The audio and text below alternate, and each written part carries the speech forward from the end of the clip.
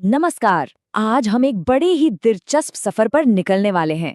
एक ऐसा सफर जो हमें भारत की विशाल पर्वत श्रृंखलाओं के बीच से ले जाएगा। हम बात करेंगे उन रास्तों की जिन्हें हम दर्रे कहते हैं।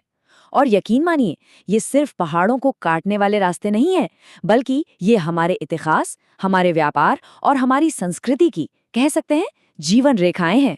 तो सबसे पहला और सबसे जरूरी सवाल यही उठता है कि आखिर पहाड़ों को पार करने वाले ये रास्ते इतने अहम क्यों हैं? देखिए, ये सिर्फ एक जगह से दूसरी जगह जाने का जरिया नहीं है।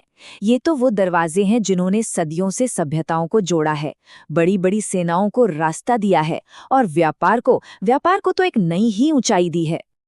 अच्छा, तो दर्रा होता क्या है? एकदम आसान शब्दों में समझें तो दर्रा किसी भी पहाड़ या बड़ी पर्वत श्रृंखला के बीच से गुजरने वाला एक कुदरती रास्ता है।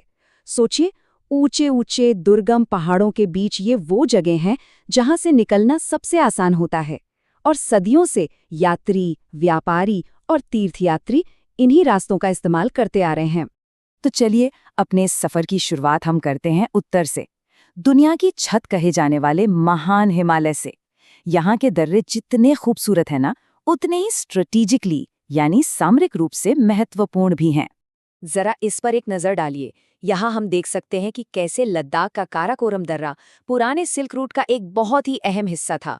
वहीं हिमाचल का रोहतांग दर्रा मनाली को लाहौल स्पीति घाटी से जोड़ता है। उत्तराखंड का लिपुलेख दर्रा कैलाश मानसरोवर यात्रा के लिए मशहूर है।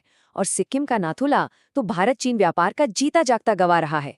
मतलब हर दर्रे की अपनी एक अलग कहानी है, अपना एक अलग ही महत्व है। अब देखिए, हिमालय के दर्रों की बात हो और खारदुंगला का जिक्र न हो, ऐसा हो ही नहीं सकता। खारदुंगला दुनिया की सबसे ऊंची मोटर चलाने लायक सड़कों में से एक है। जरा सोचकर देखिए, इतनी ज्यादा ऊंचाई पर गाड़ी चलाना, ये वाकई में इंजीनियरिंग और इंसानी हिम्मत का एक कमाल का सबूत है। चलिए, आप थोड़ा पूरब की ओर सिक्किम के नाथुला की तरफ चलते हैं। ये दर्रा सिर्फ एक रास्ता नहीं, बल्कि ये भारत और चीन के बीच सदियों पुराने व्यापारिक रिश्तों का एक प्रतीक है। ये उस मशहूर सिल्क रूट की एक बहुत ही जरूरी ब्रांच थी, जिसने दो महान सभ्यताओं को एक दूसरे से जोड़ा था। दर्रे सिर्फ व्यापार या लड़ाई झगड़े के लिए ही नहीं होते, ये आस्था के रास्ते भी होते हैं। और उत्तराखंड का लिपुलेख दर्रा इसका सबसे बड़ा उदाहरण है। यह पवित्र कैलाश मानसरोवर यात्रा का एक प्रमुख मार्ग है, जहां से हर साल हजारों श्रद्धालु गुजरते हैं। ये विश्वास का रास्ता है। और ये लिस्ट यहीं खत्म नहीं होती। रोहतांग दर्रा है जो मनाली को लाहौल स्पीति से जोड़ता है। जोजिला दर्रा जो कश्मीर और लद्दाख के बीच एक बेहद जरूरी कड़ी है। और सेला दर्रा जो अरुणाचल के तवांग तक पहुंचने का मुख्य रास्ता है। ये सभी दर्रे वहां के स्थानीय जीवन और हमारी रक्षा के लिए बहुत ही ज्यादा जरूरी हैं। चलिए, अब उत्तर के बर्फीले पहाड़ों से उतरकर हम दक्षिण की ओर चलते हैं, पश्चिमी घाट के हरे भरे लेकिन उतने ही महत्वपूर्ण दर्रों की ओर। एक बात बताऊं, यहाँ के दर्रों का जो कैरेक्टर है ना, वो हिमालय के दर्रों से एकदम अलग है। तो क्या फर्क है हिमालय और पश्चिमी घाट के दर्रों में? जैसा कि हम यहाँ देख सकते हैं, एक तरफ हैं हिमालय के बहुत ऊंचे, बर्फीले और सामरिक रूप से जरूरी दर्रे, और दूसरी तरफ हैं पश्चिमी घाट के हरे भरे और कम ऊंचाई वाले रास्ते, जो मुख्य रूप से व्यापार और ट्रांसपोर्ट की लाइफलाइन है। इसका एक बहुत ही बढ़िया उदाहरण है भोर घाट। ये महाराष्ट्र में है और भारत के दो बड़े आर्थिक हब मुंबई और पुणे को जोड़ता है।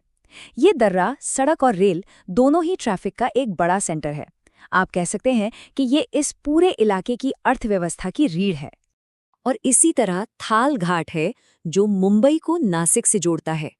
और अगर थोड़ा और दक्षिण में जाएं तो पाल घाट गैप, जो केरल और तमिलनाडु के बीच एक बहुत ही जरूरी व्यापारिक और सांस्कृतिक गलियारा है।